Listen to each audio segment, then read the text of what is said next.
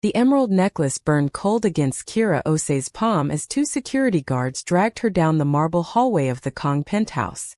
Her wrists ached where the larger guard gripped them, his fingers like steel bands cutting off circulation. Behind her, Matthias Kang stood in the doorway of his study, backlit by the glow of his computer screens, his face carved from granite and shadow.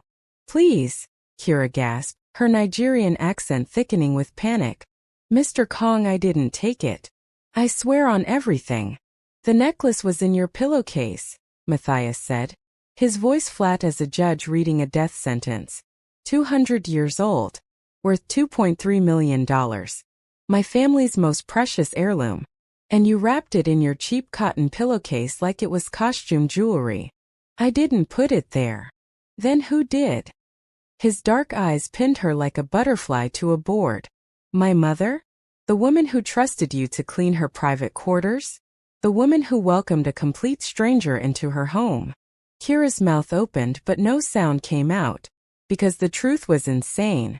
The truth would make her sound paranoid, delusional, exactly like the stereotype Matthias already believed. The shorter guard yanked a black duffel bag over his shoulder, everything Kira owned in South Korea. 6 weeks of her life packed into canvas and desperation. You have 2 hours to leave Seoul, Matthias continued, checking his Patek Philippe watch with the casual brutality of a man for whom time was just another commodity he controlled. After that, I stop being reasonable. After that, I make a phone call and you disappear. Do you understand what I'm telling you, Miss Osei? She understood. She understood that Matthias Kang was the heir to Korea's most feared organized crime family. She understood that disappear wasn't a metaphor. She understood that 6 weeks ago, she'd walked into this gilded prison thinking she could outrun her past, only to discover that some traps don't need bars. The guards hauled her toward the elevator. Kira's bare feet, they hadn't even let her put on shoes, squeaked against the imported Italian marble. The same marble she'd polished on her hands and knees every morning at 6 a.m. The same marble that had witnessed her transformation from an anonymous housekeeper into something far more dangerous. A woman Matthias Kang had started to see. As the elevator doors began to close, Kira wrenched herself around for one last look. Matthias hadn't moved. He stood there in his unbuttoned white shirt and suit pants, exhaustion carved into every line of his face, and for just a heartbeat Kira saw something flicker behind his eyes. Doubt. Or maybe just the dying ember of whatever had been growing between them before his mother destroyed it. I know you won't believe me, Kira said, her voice breaking. But I need you to hear this. I didn't take your mother's necklace. Tears tracked down her face, hot and shameful. And I'm sorry I ever thought you were different from every other rich man who sees people like me as disposable. The elevator doors closed on Matthias's frozen expression. Kira collapsed against the mirrored wall, her reflection fractured into 1,000 broken pieces. The guard on her left, the one with kind eyes who'd once smiled at her in the kitchen, looked away. The other one checked his phone. What had she taken? Not the necklace. Never the necklace. But something far more valuable.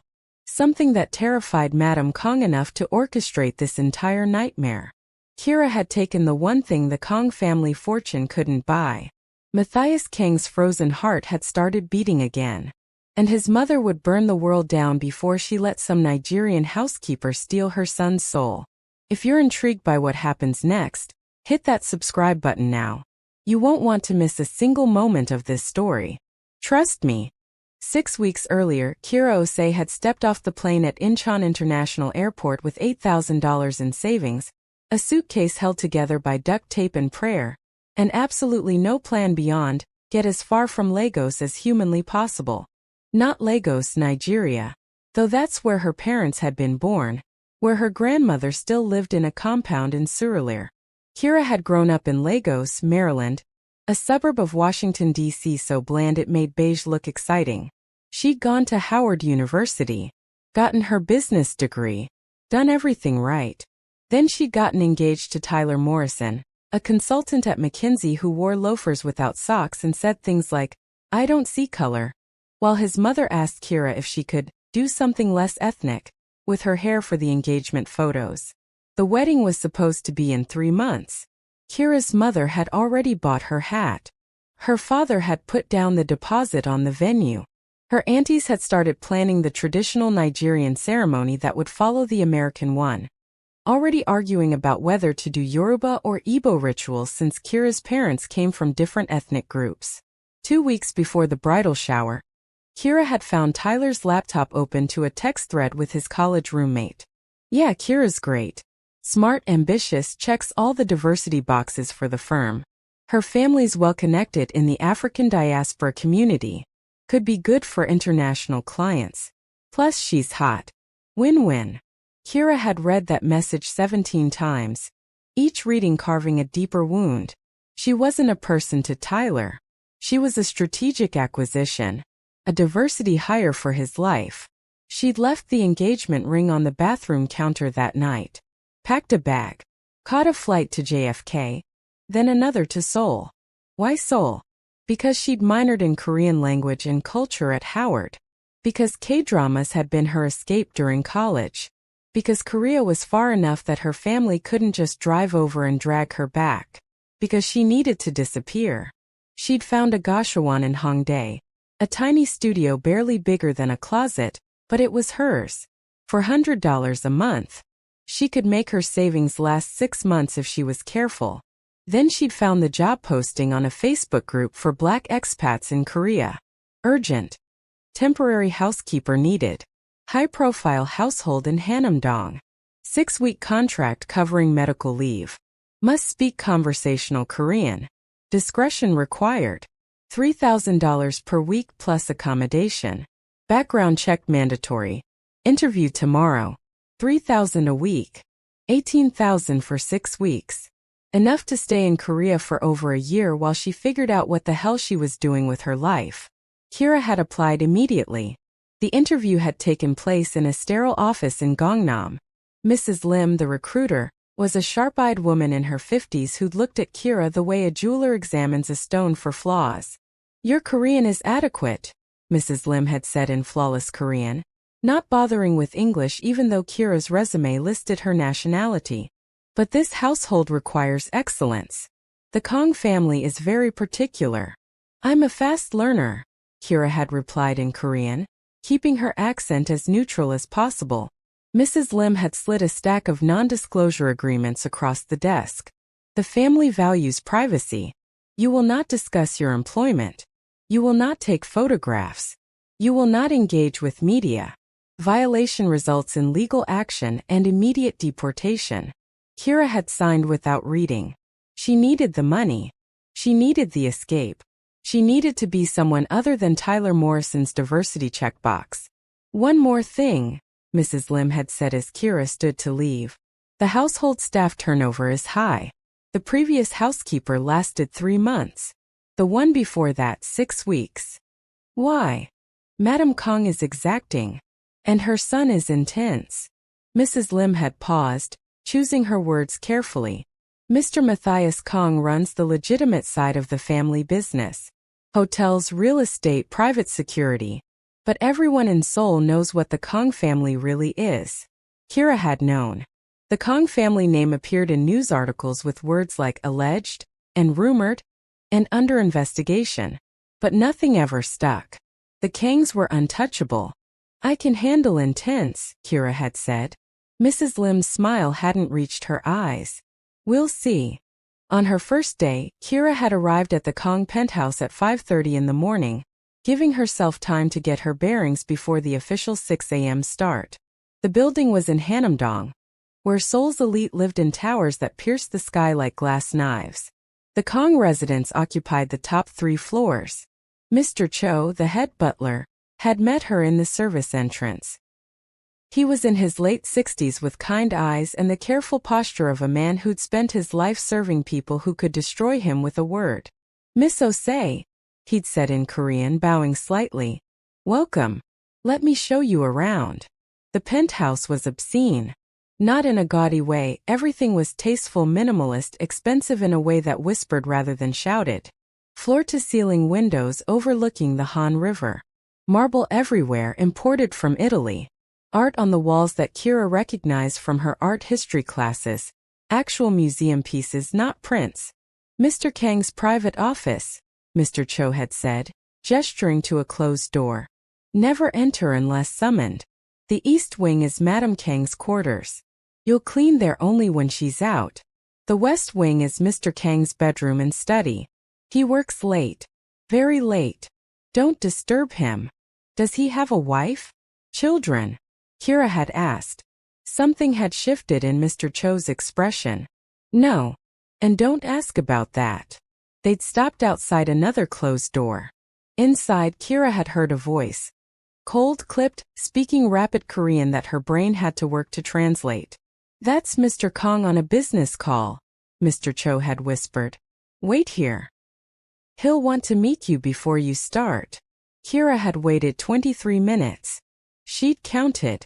Her stomach had twisted itself into knots as she'd listened to Matthias Kang's voice rise and fall, sometimes in Korean, sometimes switching to what sounded like Mandarin, then back to Korean.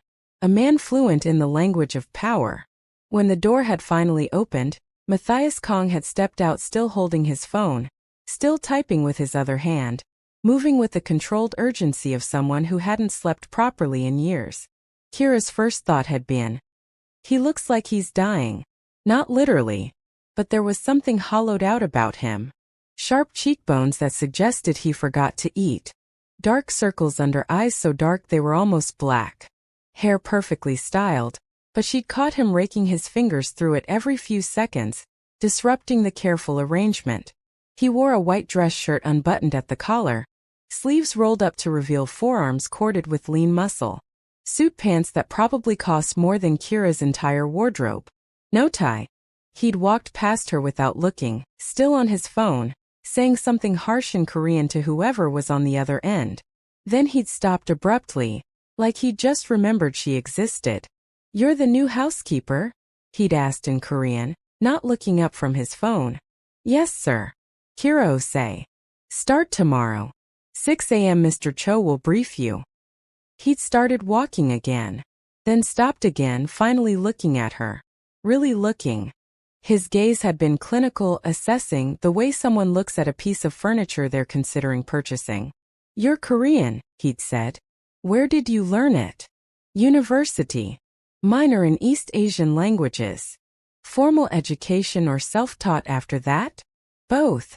I've been practicing with K-dramas and language exchange apps. Something that might have been amusement had flickered across his face. Good.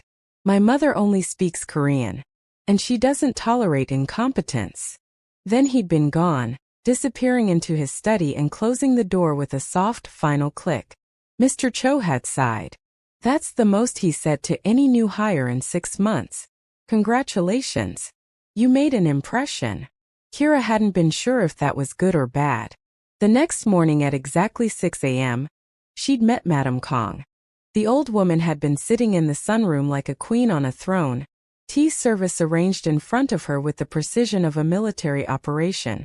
She was 67 but looked 55, Botox and fillers and expensive skincare, and the kind of genetic luck that ran in families who'd never worked a day outside in the sun. She wore a Chanel suit in cream, pearls at her throat, her hair in an elegant chignon that probably required an hour of professional styling. When Kira had entered and bowed, Madame Kang hadn't stood. She just examined Kira the way someone examines a stain on expensive fabric, with distaste and the cold calculation of whether it was worth the effort to clean or better to just throw the whole thing away. You're the American, Madame Kang had said in rapid Korean. Her dialect inflected with the formal speech of Seoul's old money. Yes, ma'am. Nigerian American.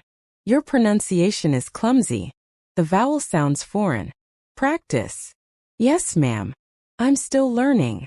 Clearly. Madame Kang had sipped her tea with the delicacy of someone performing a ritual. My son hired you? The agency did, ma'am. Same thing. He controls the agency. Her eyes had sharpened. You're educated? Yes, ma'am. Bachelor's in Business Administration from Howard University. Minor in Korean language and culture. Howard University. Madame Kang had repeated the name like she was tasting something unpleasant. A historically black university. And yet you clean houses now. Kira had felt the insult like a slap, but she'd kept her face neutral. I needed a change of scenery. Running from something? Running towards something new. Madame Kang had studied her for a long moment. We'll see how long you last. The previous housekeeper thought she was special too. She lasted 3 months before she realized her place. That first week had passed in a blur of exhaustion and hypervigilance. Kira had learned the routine quickly. Arrive at 6 a.m., prepare Matthias's coffee first, double espresso, no sugar, served in a preheated ceramic cup at exactly 70 degrees Celsius. Mr. Cho had explained that Matthias had spent 3 years in Italy during college and developed particular tastes. Then Madame Kang's breakfast. Traditional Korean? Rice and soup and banchan arranged with the precision of a museum display. The old woman would inspect everything, find fault with the placement of a spoon or the temperature of the soup, make Kira do it again. The penthouse was 8,000 square feet. Dust didn't exist in the Kang household, but Madame Kang found it anyway. Or invented it. Kira had quickly realized that the cleaning wasn't really about cleanliness. It was about control. It was about making sure Kira understood her place. Matthias was a ghost those first few days. She'd see him maybe twice, early morning when she delivered his coffee, and late evening when she was finishing up and he'd emerge from his study like a vampire at dusk, still working, always working. He'd nod at her, a brief acknowledgement of her existence, and disappear again. But Kira had noticed things. The meals Mr. Cho left on trays outside Matthias's study would come back barely touched. The lights in his study stayed on until 3-4 in the morning. She'd heard him once, late at night when she'd stayed to finish the laundry, pacing in his study and speaking on the phone in a voice that was hard and cold and utterly without mercy. She'd heard him switch between 4 languages in a single conversation: Korean, English, Mandarin, Japanese, moving between them like someone who'd been trained to exist in multiple worlds simultaneously. And she'd noticed that in 6 days of working in his household, she'd never seen Matthias smile. The second week something shifted. Kira had been cleaning the library at 11 p.m. She'd stayed late because Matthias had a business dinner the next day and Madame Kang had ordered the entire house deep cleaned. The library was Kira's favorite room. Floor-to-ceiling bookshelves, a rolling ladder, leather reading chairs that smelled like old money. Books in Korean, English, Japanese, Chinese. Classics mixed with contemporary literature mixed with dense business texts. She'd found a book left open on one of the reading chairs. Man's Search for Meaning by Viktor Frankl. The margins were full of notes in Korean and English, underlining in question marks and exclamation points. One passage was underlined 3 times in black ink. Everything can be taken from a man but one thing, the last of the human freedoms, to choose one's attitude in any given set of circumstances. In the margin, in what Kira was learning to recognize as Matthias's handwriting, was a note. But what if you were never free to begin with? Kira had stood there staring at those words, her heart doing something complicated in her chest. Because she understood. God, did she understand? She'd spent her whole life performing freedom. Graduating college, getting engaged, checking all the boxes, while feeling like she was suffocating inside someone else's expectations. You read Frankl? Kira had jumped, nearly dropping the book. Matthias stood in the doorway, still in his suit but with his tie loosened and the top 2 buttons of his shirt undone. He looked exhausted. He always looked exhausted. I'm sorry, Kira had said quickly, setting the book down. I wasn't snooping. I just saw it open and... It's fine. He'd crossed to the chair and picked up the book, running his thumb over the cover. You read him? In college. Philosophy elective. Junior year. What did you think? Kira had hesitated. This felt like a test. Everything in this house felt like a test. I think he's right about freedom being a choice, she'd said carefully. But I also think freedom is a luxury. Not everyone gets to choose their attitude when they're just trying to survive. Matthias had looked at her then, really looked, not the clinical assessment of her first day but something deeper. Like he was seeing her for the first time. You don't talk like a housekeeper, he'd said. You don't act like a CEO. The words had come out before Kira could stop them. She'd tensed, waiting for anger, for dismissal. Instead, the corner of Matthias's mouth had twitched. Not a smile, but the ghost of one. "Finish up," he'd said. "It's late." He'd left. But the next morning, Kira had found a new book on her cleaning cart. The Bluest Eye by Toni Morrison. A post-it note in English was stuck to the cover. "You said you like philosophy. Try this." Kira had held that book like it was something precious. Because it was. It was proof that Matthias Kang saw her. Not as furniture. Not as help. As a person who read, who thought, who existed beyond her function in his household.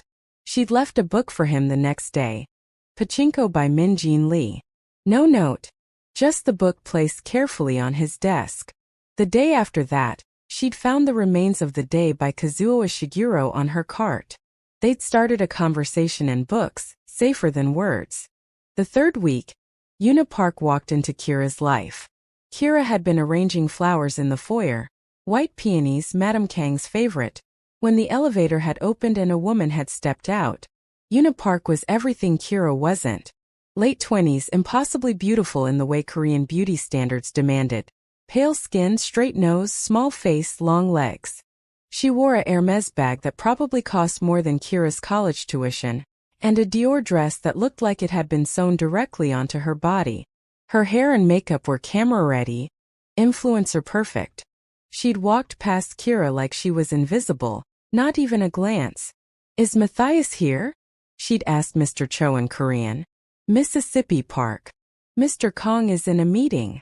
I'll wait." She'd settled onto the sofa, pulling out her phone and scrolling through what looked like a luxury shopping app. Kira had leaned toward Mr. Cho and whispered, "Who is she?" Mr. Cho's expression had gone carefully neutral. "Mr. Kang's fiancé." The word had hit Kira like a physical blow. Fiancé. Arranged by Madame Kang 6 months ago. Miss Park's family owns the second-largest pharmaceutical conglomerate in Korea. The engagement announcement was in all the papers. Of course Matthias was engaged. Of course there was a beautiful, appropriate, rich Korean woman already claimed as his future. Kira had felt stupid for the flutter in her chest every time she'd found a new book. Stupid for thinking their conversation in the library had meant something. Stupid for noticing the way Matthias's shoulders relaxed slightly when she entered a room. Yuna had looked up from her phone, snapping her fingers at Kira. "Water." "Still no ice." Quickly. Kira had brought the water, set it on the side table with steady hands. Yuna hadn't said thank you. Hadn't even acknowledged her beyond the initial order. 20 minutes later, Matthias had emerged from his study. Yuna had lit up, her entire demeanor shifting into something bright and performative. "Matt, I've been waiting for an hour. I told you I had meetings today, Yuna." "I know, but I wanted to finalize the wedding venue. My mother is pushing for the Shilla Hotel, but I think the Grand Hyatt would be more modern, more us. What do you think?" "I think I don't have time for this right now." Yuna's smile had tightened at the edges. "You never have time. We're getting married in 4 months, Matt. We need to start making decisions. Then you make them. You're good at that." It hadn't been a compliment. Yuna had stood, smoothing her dress with hands that trembled slightly. "When you have time for your future wife, let me know." She'd left, heels clicking against marble like gunshots. Matthias had stood there, jaw working, hands clenched at his sides. Then he'd noticed Kira standing frozen by the flowers. "She seems nice," Kira had offered, immediately regretting it. "She's exactly what my mother wants." "And what do you want?" Matthias had looked at her with eyes that were suddenly too dark, too deep, too full of something that made Kira's breath catch. "I stopped asking myself that question a long time ago." That night, Kira had lain awake in her small room off the service hallway, staring at the ceiling and telling herself to stop. Stop noticing the way Matthias's voice softened when he spoke to her. Stop feeling her heart race when she found a new book. Stop imagining what it would feel like to smooth the tension from his shoulders, to make him smile for real, to be someone he chose instead of someone chosen for him. He was engaged. To a woman whose family could probably buy and sell Kira's entire lineage. This was temporary, 6 weeks already half over. Then she'd leave and Matthias would marry Yuna and none of this would matter. Except it already mattered. And that was the problem. The 4th week Madame Kang started watching. Kira didn't notice at first. But Mr. Cho did. "Be careful," he'd whispered to her one morning as they prepared breakfast. "Madame Kang is asking questions about you." "What kind of questions?" "Why Mr. Kang speaks to you. Why you're always in the library when he's there. Why he's been smiling more." "He doesn't smile." "Exactly. But you've made him. 3 times this week." Madame Kang notices everything. Kira had felt ice slide down her spine. "I haven't done anything inappropriate." "You exist. That's inappropriate enough." That afternoon, Madame Kang had summoned Kira to the sunroom. "Sit," the old woman had commanded. Kira had sat, perching on the edge of a chair that probably cost more than her car back home. "You've been here 3 weeks, Madame Kang had said. "Your contract ends in 3 more. "Yes, ma'am. The regular housekeeper will return then. You'll go back to your life." "Yes, ma'am." Madame Kang had sipped her tea. "My son is a busy man. Important man. He doesn't have time for distractions." "I understand, ma'am." "Do you?" The old woman had leaned forward. "Do you understand that my son's marriage to Yuna Park will strengthen both families? Create business opportunities worth billions? Secure our position for the next generation? I'm just here to clean, ma'am." "Yes. That's all you are. A temporary employee. Someone who will be gone in 3 weeks and forgotten in 6. Madame Kang had smiled. And it had been the most terrifying thing Kira had ever seen. "I want to make sure you understand that." "I do, ma'am." "Good. 'Cause girls like you sometimes get ideas. Sometimes think that a kind word from a man like my son means something. But it doesn't. It never does." Kira had left that conversation feeling like she'd been flayed alive. 'Cause Madame Kang was right. Kira was nobody. A housekeeper. Temporary. Replaceable. That night she decided to stop. No more books. No more lingering in the library. No more letting herself imagine impossible things. But then Matthias had knocked on her door at midnight. Kira had answered in her pajamas, old Howard sweatpants and a faded t-shirt, her hair wrapped in a silk scarf. Matthias had still been in his suit, though his jacket was gone and his shirt was untucked. "Can we talk?" he'd asked. Her heart had hammered. "Mr. Kang, it's late. If this is about work." "It's not about work. Can I come in?" Every instinct had screamed that this was a bad idea. But Kira had stepped back and let him enter her small room, barely bigger than a closet, with a single bed and a tiny desk and her suitcase still unpacked in the corner. Matthias had looked around like he'd never seen this part of his own house before. "I'm sorry," he'd said. "For what?" "For my mother. Mr. Cho told me she spoke to you. Warned you off." Kira had wrapped her arms around herself. "She's right. I'm just temporary help. You're not just anything." Matthias had run his hand through his hair, destroying the careful styling. "You're the only person in this entire fucking house who treats me like a human being, instead of a bank account or a title. You're engaged. I don't love her. That's not my business. Isn't it?" He'd stepped closer. "You're the one leaving books that make me think.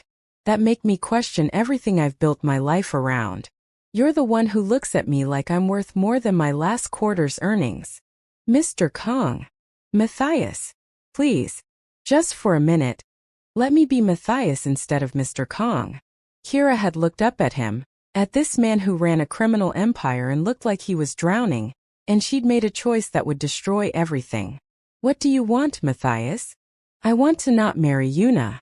I want to not spend the rest of my life in a loveless arrangement managed by my mother. I want," he'd stopped, swallowed hard. "I want to know what it feels like to choose something for myself." "And what would you choose?" He'd looked at her with eyes full of something raw and desperate and terrifying. "I think you know." They'd stood there in her tiny room, the space between them electric and impossible. If Kira had been smart, she would have stepped back. Reminded him about his engagement, his mother, the 3-week deadline hanging over them. Instead, she'd stepped forward. Matthias had caught her face in his hands, gentle despite the tremor in his fingers. "Tell me to leave," he'd whispered. "Tell me this is a terrible idea." "It's a terrible idea," Kira had whispered back. "Then why aren't you pushing me away?" "Because I'm not as smart as I thought I was." He'd kissed her then. Soft at first, questioning, giving her every chance to change her mind. When she'd kissed him back, his control had cracked. He'd pulled her closer, one hand tangling in her hair through the silk scarf, the other spreading across her lower back. Kira had never been kissed like she was oxygen and the person kissing her was drowning. She'd kissed Tyler, sure, but those had been obligatory kisses, performative kisses, kisses that were part of the relationship checklist. This was different. This was Matthias pouring 3 weeks of repressed want and years of suffocating control into her mouth, and Kira had taken it all and given it back doubled. They'd broken apart, gasping. Matthias had pressed his forehead to hers. "This is insane," he'd said. "Completely. I'm engaged." "I know. You're leaving in 3 weeks." "I know. My mother will destroy you if she finds out." "I know. So what do we do?" Kira had pulled back just enough to meet his eyes. "What do you want to do?" "I want to cancel the engagement. I want to tell my mother to go to hell. I want to ask you to stay." His voice had broken. "But I don't know if I'm strong enough to burn my whole life down." "Then don't." "Not yet." Kira had smoothed her thumb across his cheek. 3 weeks. We have 3 weeks. Let's not waste them." It had been the worst decision of her life. And the best. For the next 2 weeks they'd stolen moments. Early mornings when Madame Kang was still asleep and Matthias would find Kira in the kitchen, pull her into the pantry, kiss her like he was trying to memorize the taste of her. Late nights when he'd finish work and knock on her door and they'd talk until 3 in the morning about everything.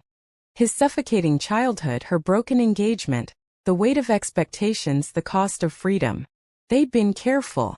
So careful. No one could know. Especially not Madame Kang. But Madame Kang had eyes everywhere. The 5th week she'd started to notice. The way Matthias's step was lighter. The way he smiled at his phone. The way he'd started pushing back against her demands. When she'd suggested moving the wedding date up, Matthias had said no. When she'd ordered him to attend a business dinner with Yuna's family, he'd refused. When she'd asked him what was wrong, he'd looked her in the eye and said, "Nothing. Everything's finally right." Madame Kang had called Mrs. Lim the next day. "The housekeeper. Kira. What do you know about her? Clean record. No red flags. Why? I want her gone." "On what grounds, ma'am? Her work is excellent. Mr. Cho says." "I don't care what Mr. Cho says. Find a reason." "Ma'am, we can't terminate without cause. She has a contract." "Then wait for the contract to end." "But she is not being renewed. Under any circumstances." Mrs. Lim had paused. "If I may ask, has she done something to offend you?" "She exists. That's offense enough." But Madame Kang was no fool. She knew she couldn't simply fire Kira without raising Matthias's suspicions. She'd seen the way he looked at the girl. The way he'd started to rebel. Kira wasn't just a distraction. She was a threat. A real threat to everything Madame Kang had spent decades building. So she'd needed a better plan. Something that would destroy Kira so completely that Matthias would have no choice but to let her go. Something unforgivable. The Friday of the 5th week, Madame Kang had held a family dinner. Just her, Matthias, and Yuna. Tradition, she'd said. A chance for them all to grow closer before the wedding. Kira had served. She'd watched Matthias sit through 2 hours of torture. Yuna's mother discussing centerpieces and invitation fonts. Yuna's father pitching a merger between Kang Industries and Park Pharmaceuticals. Madame Kang beaming like she'd already won. Matthias had said maybe 10 words. His jaw had been clenched so tight Kira had worried he'd crack a tooth. Madame Kang had worn the emerald necklace. The family heirloom. 200 years old. passed down from Matthias's great-great-grandmother, who'd been a resistance fighter during the Japanese occupation. It was a massive thing. Emeralds and platinum formed into an elaborate collar that sat heavy on the old woman's neck. Halfway through dessert, Madame Kang had removed the necklace. Tradition, she'd explained to Yuna. Her grandmother had taught her never to wear precious stones during the sweet course. Something about sugar and stone energy and old superstitions that made no sense but were followed anyway. She'd placed the necklace in a small velvet-lined box on the sideboard. Kira had been clearing plates. She'd walked past the sideboard 3 times, careful not to even glance at the box. After dinner, Yuna had left, kissing Matthias on the cheek while he stood there like a statue. Madame Kang had retired to her quarters. Matthias had found Kira in the kitchen. "I can't do this much longer," he'd said, pulling her into his arms despite the risk. "Sitting there listening to them plan my life like I'm not even in the room. Then tell them." "Tell them what?" "That I'm in love with my housekeeper." He'd pulled back to look at her. "That's what you are, right? You love me." It was the first time either of them had said it. Kira's heart had stuttered. "I do. God help me, I do. Then we'll figure this out. After your contract ends, we'll..." A scream had cut through the house. Madame Kang's voice, high and sharp. "Where is it? Where is my necklace?" They'd run to the dining room. Madame Kang stood by the sideboard, the velvet box open in her hands, empty. "The necklace," she'd said, her voice shaking. "It's gone." Matthias had gone still. "What do you mean gone?" "I mean someone took it. Someone stole from this family." Her gaze had landed on Kira like a predator sighting prey. She was the only one near the sideboard. "Search her. Now." "Mother, that's insane." "Kira wouldn't." "Search her. Or I call the police." They'd searched Kira's room. All of them, Matthias, Madame Kang, Mr. Cho, the security team. They'd found the necklace wrapped in Kira's pillowcase. Kira had stood there in shock, her mouth open, no words coming out. Because it was impossible. She hadn't touched the necklace. Hadn't even thought about touching it. But there it was. In her room. In her pillowcase. Evidence. Matthias had picked up the necklace, his face draining of color. "Kira. I didn't. I swear I didn't take it." "Then how did it get here?" Kira had looked at Madame Kang. The old woman had been watching her with cold satisfaction. And Kira had understood. This wasn't about the necklace. This was about removing her. Permanently. Completely. In a way that would make sure Matthias never looked at her again. "I didn't take it," Kira had said again, her voice breaking. "Please, Matthias. You know me. You know I wouldn't." But Matthias's face had already closed. She'd watched him retreat behind the walls, the CO mask sliding back into place. "Pack your things," he'd said. "You have 2 hours." Which was how Kira had ended up being dragged down the marble hallway at 11:47 p.m., her entire world collapsing around her, while the man she loved watched her leave and did nothing to stop it. The elevator had deposited her in the underground parking garage. The guards had escorted her to a car, a black sedan that would take her anywhere she wanted to go, as long as it was far away from the Kang family. Kira had given the driver her Gashawon address. Stared out the window as Seoul blurred past. Felt her phone buzz with notifications she didn't want to read. By the time she'd gotten back to her tiny studio, it was past 1 in the morning. She'd collapsed on the bed and cried until she had nothing left. Her phone had buzzed again. A text from an unknown number. "Miss Osei, this is Mr. Cho. I don't believe you stole the necklace. But I can't prove it. I'm sorry for what's happened to you. Please be safe." Kira had stared at that message until her vision blurred. Then she pulled up flight information. Found a standby ticket to Lagos. Her grandmother was there. She could hide there, lick her wounds, figure out what to do with the life that kept imploding. The flight left in 14 hours. She'd spent those hours in a haze, packing her suitcase, staring at the books Matthias had given her, trying to decide if she should burn them or keep them as evidence that for 2 weeks she'd been happy. She'd kept them. At 6 a.m. her phone had rung. Unknown number. She'd almost ignored it. But something had made her answer. Miss Osei. A man's voice. Korean accent. This is Detective Park from the Seoul Metropolitan Police. I need to ask you some questions about an incident at the Kang residence. Kira's blood had run cold. I didn't steal anything. I know. That's why I'm calling. It had turned out that Mr. Cho hadn't been as powerless as he'd seemed. The old butler had contacts in the police department. One of his nephews was a detective. He'd called in a favor, asked them to review the security footage before any charges were filed. There's something you should see, Detective Park had said.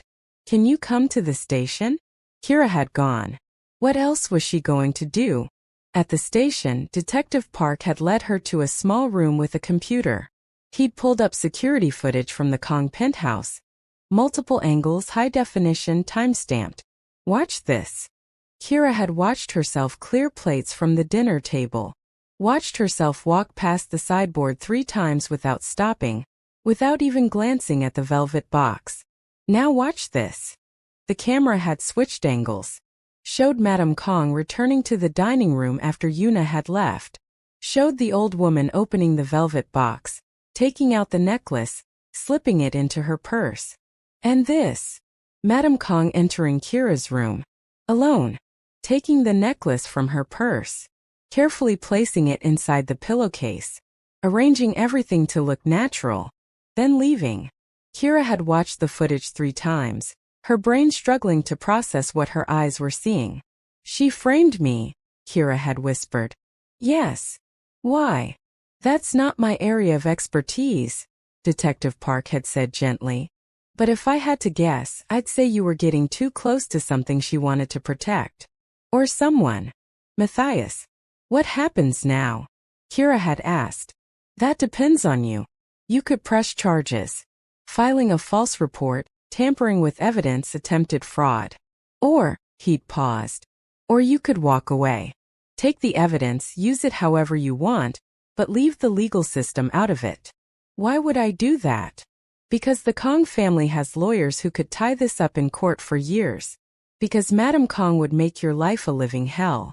Because sometimes walking away is the smart choice. Kira had taken a USB drive with the footage. Walked out of the police station into the gray Seoul morning.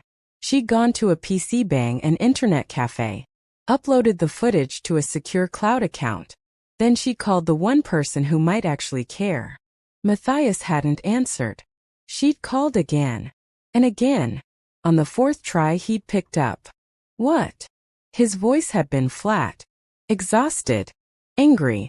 It was your mother, Kira had said. She took the necklace. She planted it in my room. I have proof. Silence. Matthias. Where are you? A PC bang in Hongdae. I'm sending you the footage now. She'd heard him moving, probably to his computer. How did you get this? Mr. Cho called the police. They reviewed the security footage. More silence. Then, oh my God. Yeah. Kira, his voice had cracked. I should have believed you. I should have trusted. You didn't. That's what matters. Let me fix this. Please. Where are you? I'll come get you. I'll make this right. How? By apologizing. By giving me my job back. I don't want your guilt, Matthias. Then what do you want? Kira had closed her eyes. I want you to tell me why you didn't believe me when I said I was innocent. The real reason. She'd heard him breathing on the other end.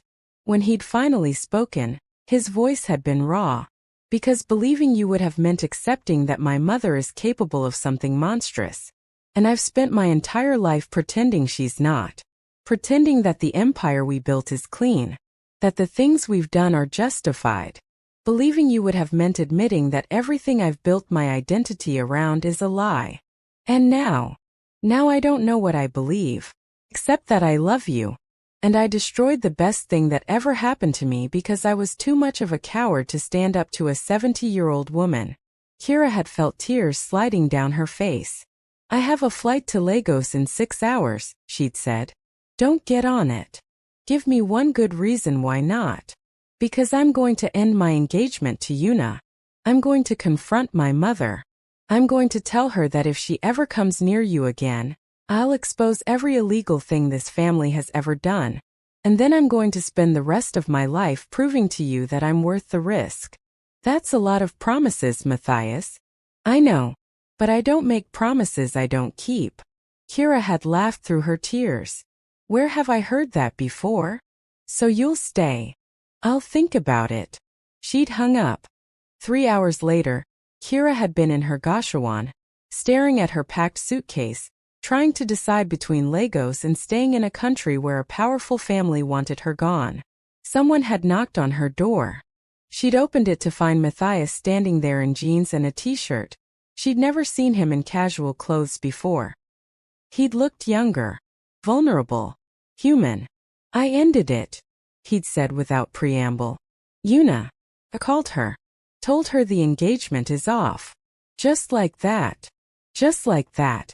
She's furious. Her family is threatening to pull out of all our business dealings. My mother is threatening to disown me. But I don't care. You should care. That's your whole life. No. That's my mother's life. I'm done living it for her. He'd stepped closer. I know I have no right to ask this. I know I should just let you go. But I'm asking anyway. Please stay. Give me a chance to prove that I can choose you. That I can be the kind of man who deserves you. Kira had looked at him. Really looked. At the man who'd spent his whole life being what everyone else needed, finally trying to be what he wanted. One condition, she'd said. Anything.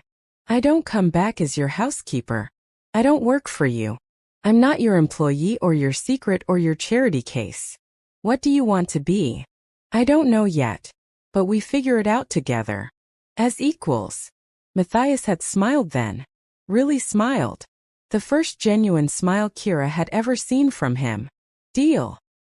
He'd kissed her in the doorway of her gashawan, and for the first time since this whole nightmare had started, Kira had let herself believe that maybe, just maybe, she'd made the right choice.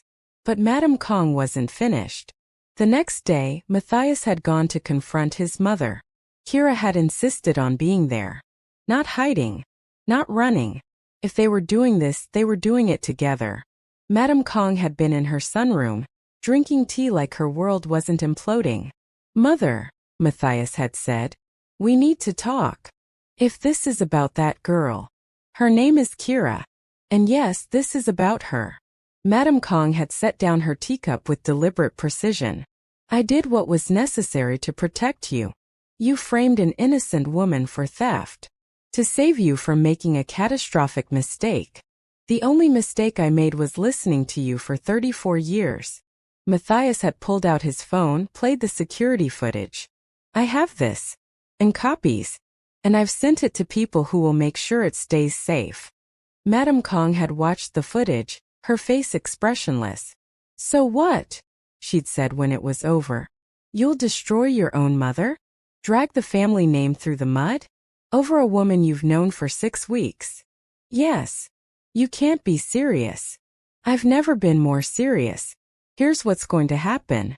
You're going to publicly apologize to Kira. You're going to step down from all advisory roles in Kang Industries. You're going to leave Seoul and go to the house in Jeju. And you're going to stay there until I say otherwise. Madame Kang had stood, shaking with rage. I am your mother. I built this empire. I made you who you are. You made me a prisoner. Kira set me free. She's using you. No. You used me. For 34 years, you used me as a tool to build your vision of what this family should be. I'm done being used. Madame Kang had turned to Kira, her eyes full of venom. You think you've won? You think he'll actually choose you? He's a Kang. He'll always put the family first. Kira had stepped forward, meeting the old woman's gaze without flinching. Maybe, but at least he'll have a choice. That's more than you ever gave him.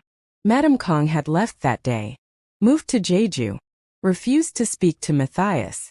Yuna's family had pulled their business partnerships. Other families had whispered. The scandal had been delicious. Korea's most eligible bachelor breaking his engagement for a foreign housekeeper. But Matthias hadn't cared. He bought Kira an apartment in Itaewon. Insisted it was hers whether they worked out or not. I'm not trying to buy you, he'd said. I'm trying to give you a foundation. Something that's yours. So you never have to depend on anyone again. They'd taken it slow. Therapy for both of them. Kira processing the trauma of being framed, Matthias unpacking decades of emotional manipulation. Dates that felt like interviews as they learned each other outside the pressure cooker of the penthouse. The first time they'd slept together had been 3 months after her firing. Matthias had been terrified, asking permission for every touch, every kiss, like he was afraid he'd break her. I'm not fragile, Kira had whispered. I know, but you're precious. And I'm terrified of screwing this up. She'd pulled him closer. Then stop thinking and just feel. It had been awkward and beautiful and nothing like the smooth seductions in K-dramas. It had been real. 6 months after the airport, Kira had started her own business, consulting with Korean companies on diversity and inclusion. She'd used her experience at the Kang household as case studies, anonymized of course. Her business had grown. She'd made a name for herself. Matthias had stepped back from the day-to-day operations of Kang Industries, hired a CEO, started focusing on the parts of the business he actually cared about, ethical investing, philanthropy, trying to clean up the dirty money his family had made over generations. They traveled. Ghana first, where Kira's grandmother had cried and held Matthias's face in her hands and told him in Yoruba, "You break her heart, I will curse your entire lineage." Matthias had looked at Kira for translation. "She says you're welcome in the family," Kira had lied. Her grandmother had laughed and corrected her in English. "I said no such thing. But I will welcome him. As long as he treats you like the queen you are." Then they'd gone to Japan. Walked through temples. Ate ramen at tiny shops. Matthias had started to relax, to smile more, to exist as something other than the heir to a criminal empire. One night in Kyoto, walking through a garden lit by paper lanterns, Matthias had stopped. "I have something for you." He'd handed her a book. Man's Search for Meaning. First edition. Signed by Frankel himself. Inside the cover, a new inscription in Matthias's handwriting. "You taught me that freedom isn't about control. It's about choosing who you become. I choose you. Every day. Will you choose me?" Kira had looked up to find Matthias kneeling on the stone path. In his hand was a ring. Not a diamond. An emerald. "This was my great-great-grandmother's," he'd said, his voice shaking. "The woman who wore the necklace. She was a resistance fighter. She chose love over duty. She chose freedom over safety. I want to do the same." Tears had been streaming down Kira's face. "I'm not good at this," Matthias had continued. "I don't know how to love someone without trying to control them. But I'm learning. I want to keep learning. With you. Will you marry me, Kira say?" Kira had dropped to her knees in front of him. "Yes. God, yes." He'd slid the ring onto her finger. They'd kissed there in the garden while Japanese tourists politely pretended not to notice. The wedding had been a year later. Not in some hotel ballroom. Not with 500 guests and political calculations. In Seoul but small. Intimate. In a traditional hanok that Matthias had rented for the weekend. Kira had worn 2 dresses. First, a traditional Korean hanbok in deep green. The same color as the emerald necklace that had started everything. Matthias had worn a hanbok too, black and gold. They'd done the traditional Korean ceremony. The bows, the dates and chestnuts. The symbolic rituals that connected them to generations of Koreans who'd chosen love. Then Kira had changed into a Nigerian gele and iro and buba in gold and green.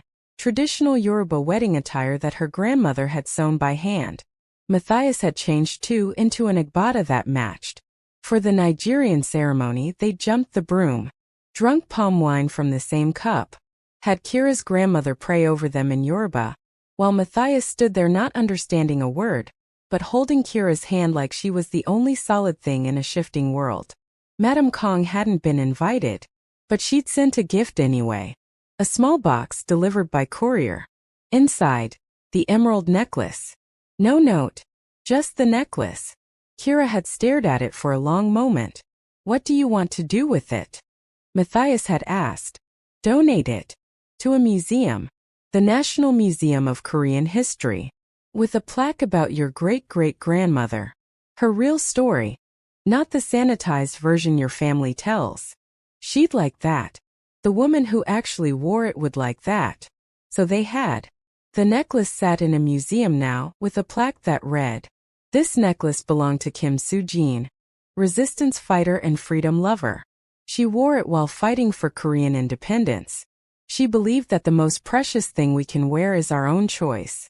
Donated by her great-great-grandson Matthias Kang and his wife Kira Kang. A year after the wedding, they split their time between Seoul and Lagos. Kira ran her consulting firm, now international with clients across 3 continents. Matthias focused on social impact investing, trying to undo some of the damage his family's empire had caused. They argued sometimes about small things, whose turn it was to cook, whether to spend the holidays in Korea or Nigeria. And big things, how to handle Madame Kang's occasional attempts to reconcile whether to have children, what kind of legacy they wanted to build. But they never stopped choosing each other. One evening, 2 years after the airport, Kira walked into their Seoul apartment to find Matthias on the couch reading. She dropped her bag by the door, kicked off her heels and flopped onto the couch beside him. "Long day?" he'd asked, putting down his book. "The longest. I had a video call with a client in New York who thinks diversity training means putting a black person in the marketing materials." Matthias had laughed, pulling her close. "Did you destroy him professionally while remaining perfectly polite?" "Obviously. That's my wife." Kira had looked at the book he'd been reading. The bluest dye. The same one he'd given her that second week in the penthouse. "You're rereading it?" "3rd time. I keep finding new things." "Like what?" "Like how Morrison writes about the violence of being invisible. How the worst thing you can do to someone is make them disappear." He'd looked at her. "I did that to you. That night I fired you. I made you invisible. I saw the evidence instead of seeing you." "Matthias, we've been over this." "I know. But I'm still sorry. I'll probably always be sorry." Kira had cupped his face in her hands. "Then let me tell you something. You know what you actually took from me that night?" "What?" "My fear. When you chose your mother over me, when you let me walk away, I realized something.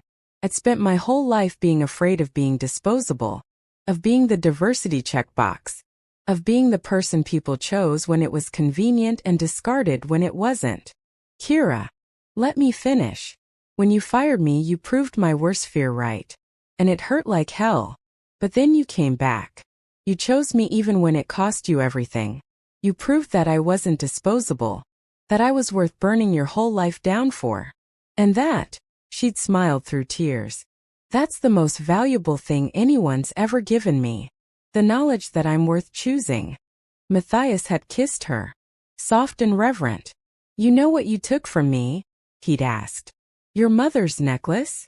"No." "Well, yes, but that's not what I meant." He'd laughed. "You took my excuses. All the reasons I built up for why I couldn't be happy, couldn't choose my own life, couldn't be anything except what my mother wanted. You walked into my house, spoke terrible Korean. My Korean was not terrible. Left me books that made me question everything, and refused to let me hide behind my own walls. You didn't take the necklace, Kira.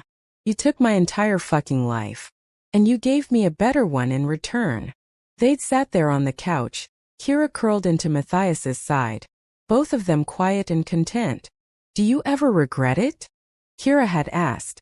"Walking away from your mother? The marriage to Yuna? The easy path? Every day?" She tensed. "And then I wake up next to you," he'd continued. "And I remember that the easy path would have killed me slowly. You saved my life. We saved each other." "Yeah, we did." Outside their window, Seoul glittered like a promise. Inside, 2 people who'd started as employer and housekeeper, who'd been torn apart by lies and betrayal, who'd chosen each other despite every reason not to, sat together in the quiet certainty of having found home. Kira had never returned to the Kang penthouse. Had never wanted to. That place was a memory now.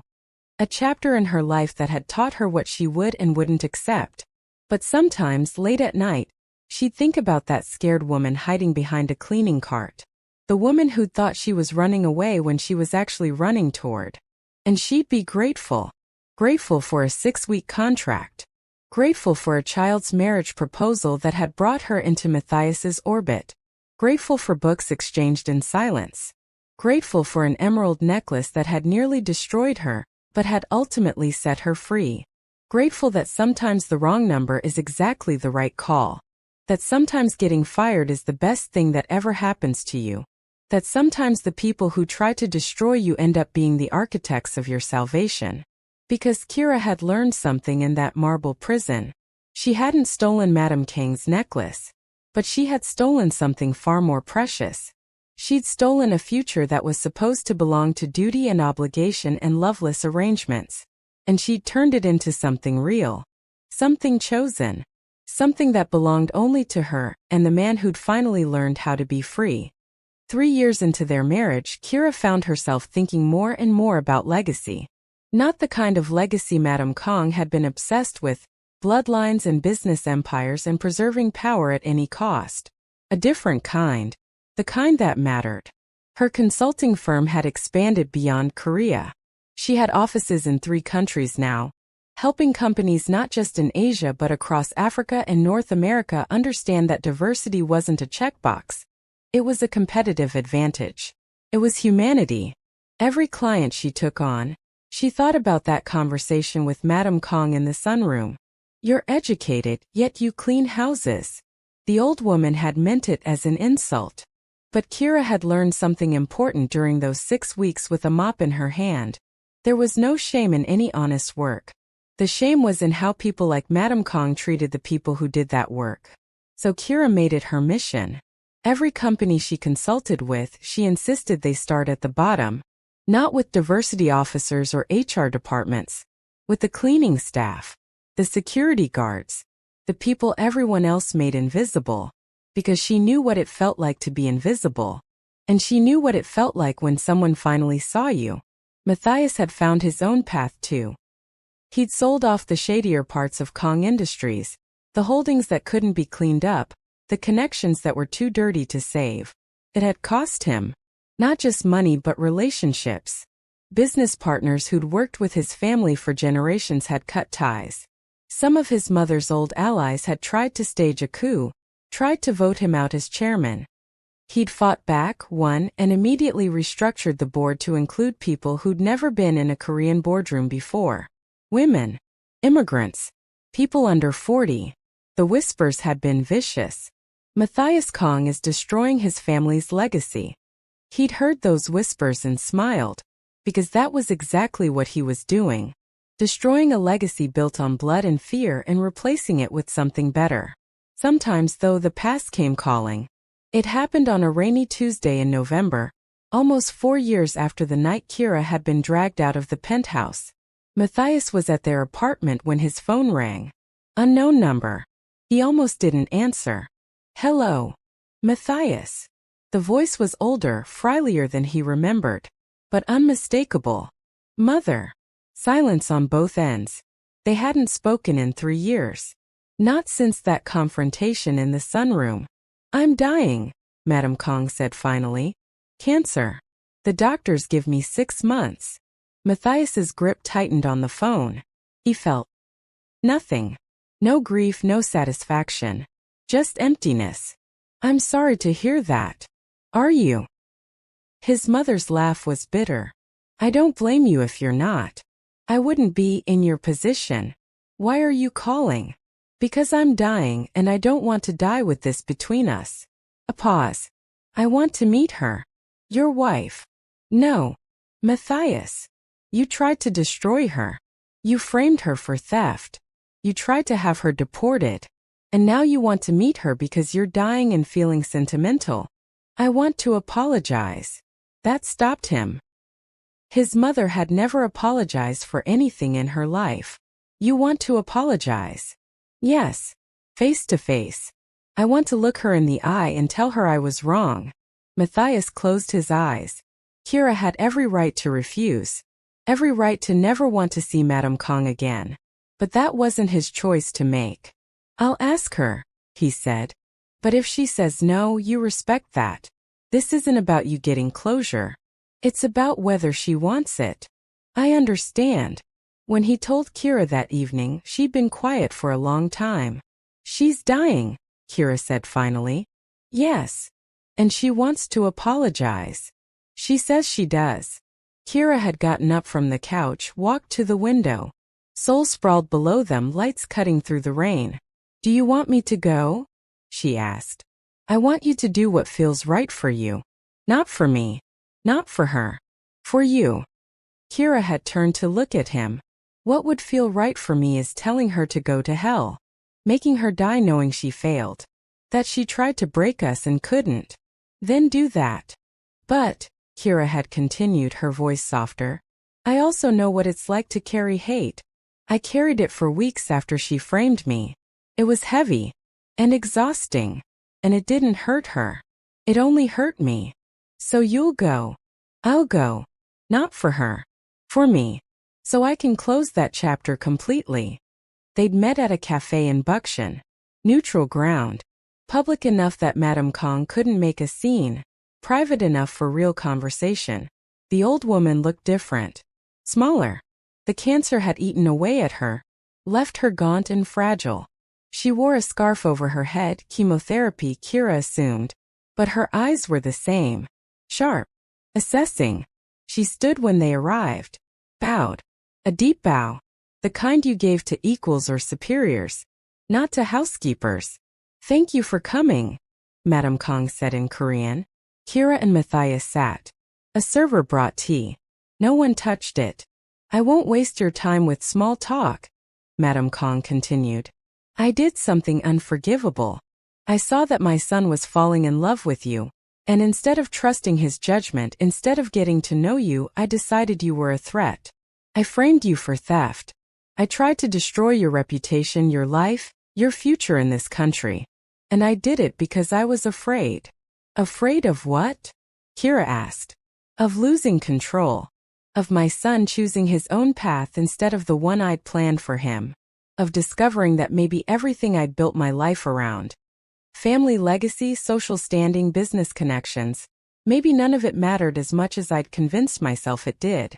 Madame Kang's hands shook as she wrapped them around her teacup. I was wrong.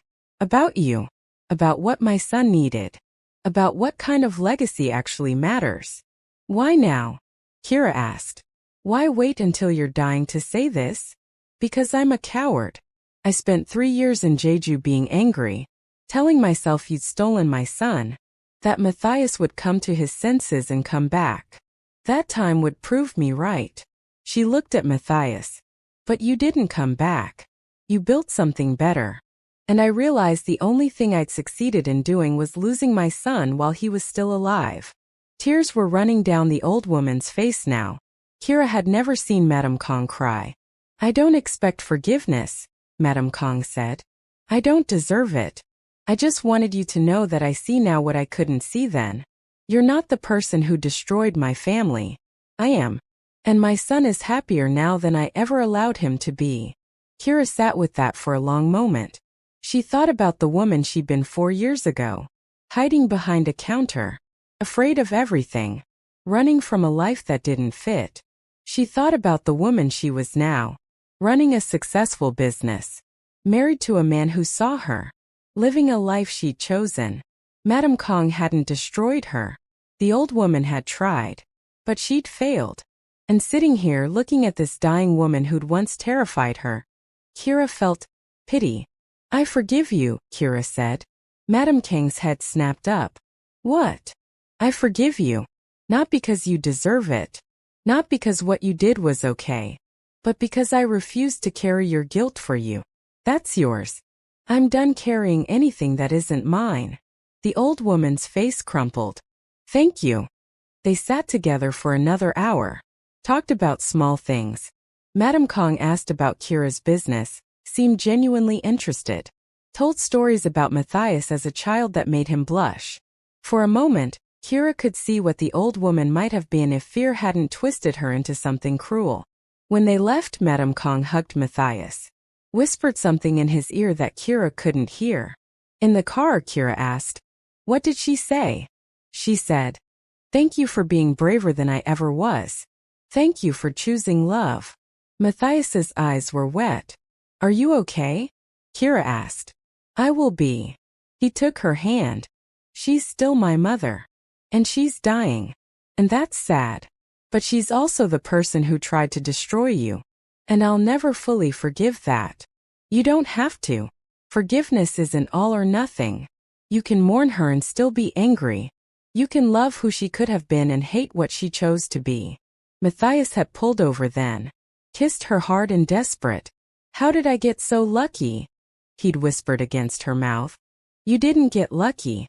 You made a choice. And you kept choosing it even when it was hard." Madame Kang died 6 weeks later, peaceful in her sleep. She'd rewritten her will, left most of her personal fortune to charities. To Matthias, she'd left a letter and a single photograph. The photo was of him as a child, maybe 5 or 6, laughing. Genuinely, joyfully laughing. On the back, in her handwriting, "I forgot this boy existed. I'm sorry I made you forget him too. But I see now that Kira helped you remember. Hold on to her. Hold on to joy. It's the only legacy that matters." The letter was longer, full of regrets and apologies and wishes for his future. Matthias read it once, then put it away. He never read it again. But he kept the photograph. Thank you so much for watching this story until the very end. If it touched your heart, if it made you believe in second chances and the power of choosing love over fear, please hit that like button and subscribe to the channel. Share this story with someone who needs to hear it. Leave a comment telling me what part resonated with you most. I read every single one and your words mean the world to me. Your support is what keeps these stories coming. Until next time, remember, sometimes the best things in life come from the worst moments. Sometimes getting fired is just the universe making room for something better. And sometimes love is worth burning your whole world down for. See you in the next story.